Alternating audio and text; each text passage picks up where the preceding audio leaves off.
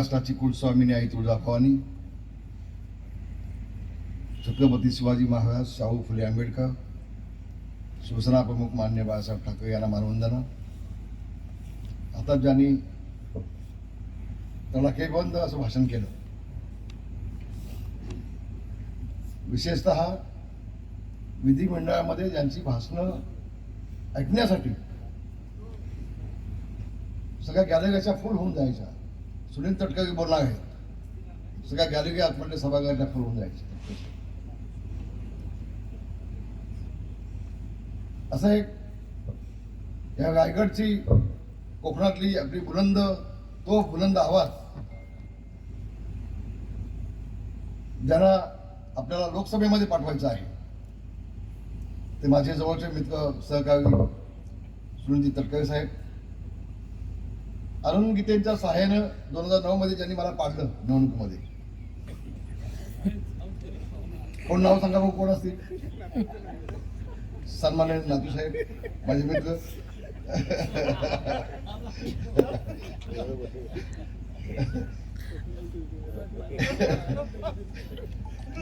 तुम्ही टार्गेट नाही.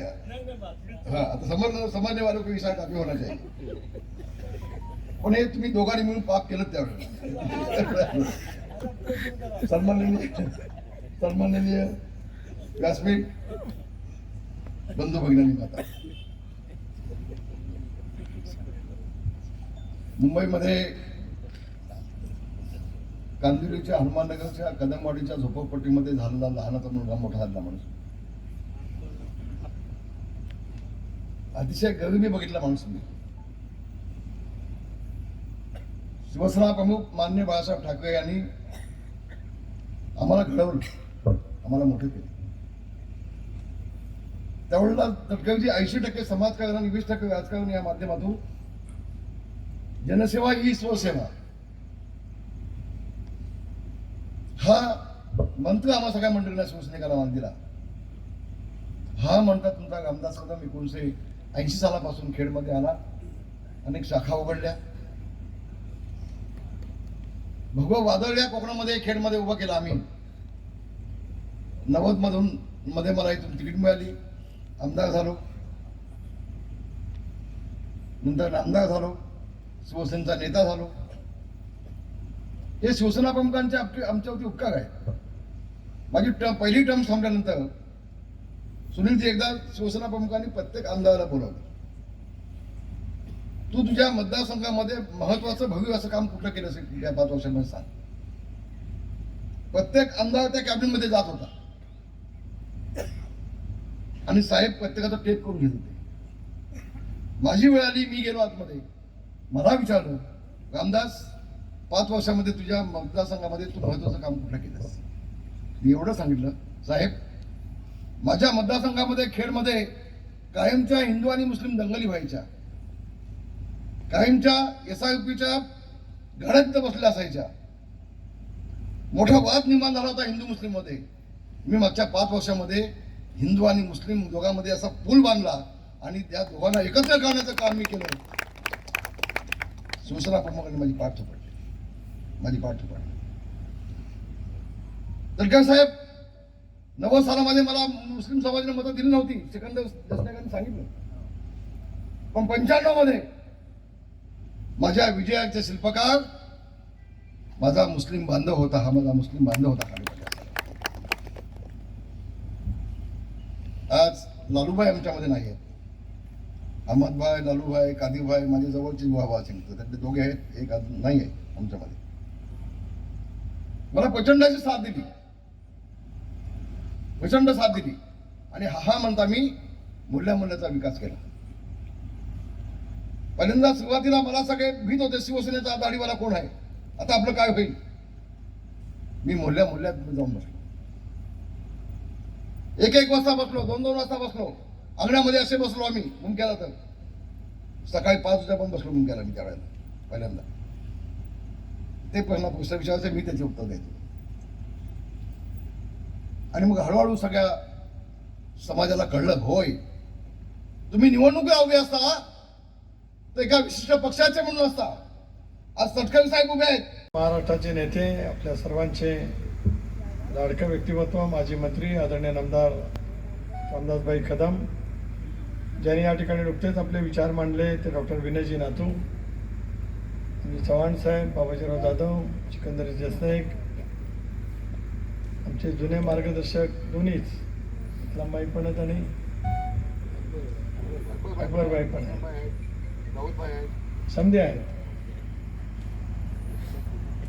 RPI, मनसे या सर्व राजकीय पक्षाचे सर्व सन्मान्य प्रमुख, शिवसेनेचे या तालुक्यातील उपस्थित असलेले सर्व सन्मान्य नेते मंडळी, पत्रकार मित्र आणि संध्याकाळची उशिराची वेळ असताना सुद्धा उपस्थित असलेल्या माझ्या तमाम या परिसरातील मतदार बंधू भगिनी आणि सहकारी मित्रांनो, डॉक्टर बाबासाहेब आंबेडकरांनी संसदीय लोकशाही प्रणाली व्यवस्था दिली, संविधान दिलं आणि त्या देशातलं अखंडप्राय असलेला हा देश एकत्रित राहायला पाहिजे, देशाची अखंडता टिकली पाहिजे, एकात्मता राहिली पाहिजे, देशाचं सार्वभौमत्व टिकलं पाहिजे. या हेतूतून आपल्याला संसदीय लोकशाही प्रणाली व्यवस्था डॉक्टर बाबासाहेब आंबेडकरांनी घटना अशा पद्धतीने डॉक्टर बाबासाहेब आंबेडकरांनी तयार केली की गौरवशाली हा देश जगाच्या पाठीवरती उत्तम पद्धतीने विकसित होत असताना सर्वसामान्य माणसाला मताचा अधिकार आहे. जगाच्या पाठीवरती मोजक्या श्रीमंतांच्या अधिक या देशातल्या गौतम अदानींचंही नाव आहे, महाराष्ट्रातल्या मुंबईतल्या मुकेश अंबानींचं सुद्धा नाव आहे, पण त्यांच्या मतदानाची जी मूल्य आहे तेवढंच माझ्या खेड तालुक्यातल्या ग्रामीण भागातल्या माणसाच्या मतदानाच्या अधिकाराचं मूल्य सुद्धा समान त्यांनी त्या ठिकाणी. हा समानतेचा अधिकार डॉक्टर बाबासाहेब आंबेडकरांनी दिला आणि गेली 75 वर्ष हा देश गौरवशाली पद्धतीने वाटचाल त्या ठिकाणी करतात. आपण पाहिलं या देशामध्ये सुद्धा अनेक वेळा अनेक स्थित्यंतर झाली, आणीबाणीचा अतिरेक झाला, त्यावेळेला या देशाने इंदिरा गांधींचाही पराजय केला देशातल्या जनतेने, संजय गांधींचाही पराभव त्या ठिकाणी झाला. इंदिरा गांधींच्या हत्येच्या सहानुभूतीवरती राजीव गांधींनी प्रचंड प्रमाणावरती यश मिळवलं, पण 1989 सालामध्ये या देशामध्ये सुद्धा स्थित्यंतर झालं. त्या वेळेपासून सुद्धा अनेक वेळा लोकसभेच्या निवडणुकीला आपल्याला सामोरं जावं लागलं. 91 म्हणजे 89 म्हणजे 5 वर्षाचा भाई कालखंड. 94ला लोकसभेची निवडणूक लागायला पाहिजे होती, पण 91लाच लागली. का लागली? विश्वनाथ प्रताप सिंगांचं सरकार या देशामध्ये आलं, मंडल कमिशनची अंमलबजावणी करण्याचा निर्णय त्यांनी घेतला, देशभर प्रक्षोभ झाला, त्यांनी राजीनामा दिला. पण विश्वनाथ प्रताप सिंगांना पाठिंबा दिला होता भारतीय जनता पक्ष आहे. वाजपेयी साहेब अडवाणीजी त्याला नेतृत्व करत होते. चंद्रशेखरांचं सरकार आलं, त्या चंद्रशेखरांनी 1971 साली तरुण तुर्क नावाची संघटना काँग्रेस पक्षांतर्गत उभी केली. इंदिरा गांधींना प्रचंड प्रमाणावरती विरोध केला. त्या चंद्रशेखरांच्या सरकारला राजीव गांधींच्या काँग्रेस पक्षाने पाठिंबा दिला. पाठिंबा का काढला बाई? राजीव गांधींच्या घरावरती 2 पोलिसांची पाळत ठेवली म्हणून पाठिंबा काढला. हे 5 वर्ष देशाला दिली. 5 वर्षाचा कालखंड डॉक्टर बाबासाहेब आंबेडकरांनी दिला. काँग्रेस पक्षाने तो 2 वर्षावरती आहे. 91ला लोकसभेची निवडणूक झाली. 5 वर्ष त्याला नरसिंहरावचं सरकार राहिलं. आयुष्यभर देशाला स्वातंत्र्य मिळाल्यापूर्वी आणि स्वातंत्र्य मिळाल्याच्या नंतर कम्युनिस्ट आणि काँग्रेसचा विरोध, मार्क्सवाद लेनिनवाद या देशामध्ये जाणीवपूर्वक निर्माण केला. काँग्रेसला हयातभर विरोध केला, पण त्या कालावधीमध्ये कम्युनिस्ट पक्षांनी काँग्रेसच्या असलेल्या नरसिंहरावच्या सरकारला पाठिंबा दिला. कसं बसं ते सरकार 5 वर्ष चाललं. 96ला निवडणूक लागली, पुन्हा 2 वर्षामध्ये पुन्हा सरकार आलं. 98ला निवडणूक लागली, परत 1 वर्षांनी सरकार आलं. इतक्या कमी कालावधीमध्ये ज्याला देशासारख्या अखंडप्राय असलेल्या देशामध्ये लोकसभेच्या निवडणुकीला देशाला सामोरं जावं लागलं. देशाला स्थैर्याची आवश्यकता. पण या संबंध कालखंडामध्ये इतकी स्थित्यंतर होत असताना देशातल्या सर्वसामान्य माणसाने देश कोणी चालवायचा हे निर्णायक वेळचं ठरवलं. मग काही काळ वाजपेयी साहेबांचं सरकार आलं. 5 वर्ष वाजपेयी साहेबांनी सरकार चालवलं. त्या सरकारमध्ये कोण कोण होते?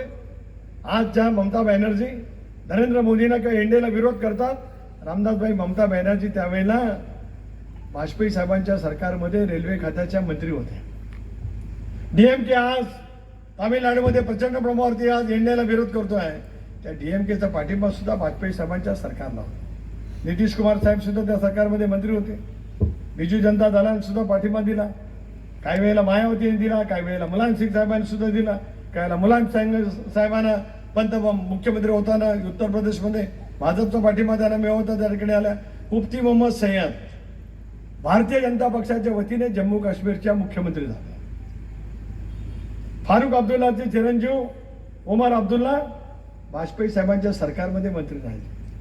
राजकारणामध्ये अनेक वेळेला स्थित्यंतर त्या ठिकाणी होत असतात, पण सत्तेसाठी नव्हे तर राजकीय घडामोडीसाठी अनेक वेळेला स्थित्यंतरी झालेली पाहायला मिळू शकतात. आणि मग देशामध्ये 10 वर्ष युपीएचं सरकार आहे. 14 सालामध्ये नरेंद्र मोदींच्या नेतृत्वाखाली या देशामध्ये एनडीएचं सरकार आलं.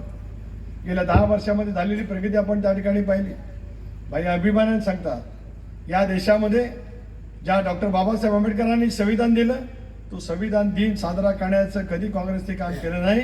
नरेंद्र मोदी या देशाचे पंतप्रधान झाल्याच्या नंतर त्यांनी संविधान दिन साजरा करण्याचं केंद्र पातळीवरच्या सरकारच्या माध्यमातून ठरवलं. आजही नरेंद्र मोदी सांगतात की संविधान बदललं जाणार नाही. अमित शहा सांगतात संविधान बदललं जाणार नाही. एकनाथराव शिंदे सांगतात संविधान बदललं जाणार नाही. देवेंद्रजी सांगतात, अजितदादा सांगतात, होय रामदासभाई कदम आणि सुनील तटकरे सुद्धा सांगतात की संविधान बदललं जाणार नाही. पण मग संविधान बदलला जाणारा असे अवयव उठवत आंबेडकरी जनतेच्या मनामध्ये एक संभ्रम निर्माण करण्याचा जाणीवपूर्वक प्रयत्न केवळ निवडणुका नजरेसमोर ठेवून त्या ठिकाणी केला जातो. अल्पसंख्याक समाजाच्या मनामध्ये सुद्धा वेगवेगळी भूमिका त्या ठिकाणी सांगितली जाते आहे. 370 कलम केव्हा झालं या देशामध्ये निर्माण? शेख अब्दुल्ला ज्या वेळेला जम्मू काश्मीरचे मुख्यमंत्री होते, काही प्रमाणामध्ये वाद त्या सगळ्या परिसरावरती झाला, सीमेवरती झाला. इंदिरा गांधी आणि त्यांच्यामध्ये काही करार झाला, काही कालावधीपुरता 370 लागला त्या कालावधीमध्ये. पण 370 जम्मू काश्मीरमध्ये लागलं म्हणून देशातल्या उर्वरित राज्यामध्ये असलेल्या अल्पसंख्याक समाजावरती त्याचा काही परिणाम झाला नाही. त्या ठिकाणचा राष्ट्रभक्ती या देशामध्ये जन्माला आलेला अल्पसंख्याक समाज त्याच इतमामा त्याच सन्मानाने त्या ठिकाणी वावरत आला. 370 कलम आता उठवलं पण आपल्या जीवनावरती. टाइम्स डिजिटलला लाईक करा, सबस्क्राईब करा, शेअर करा आणि बेल आयकॉन दाबायला विसरू नका. पाहत रहा टाइम्स डिजिटल.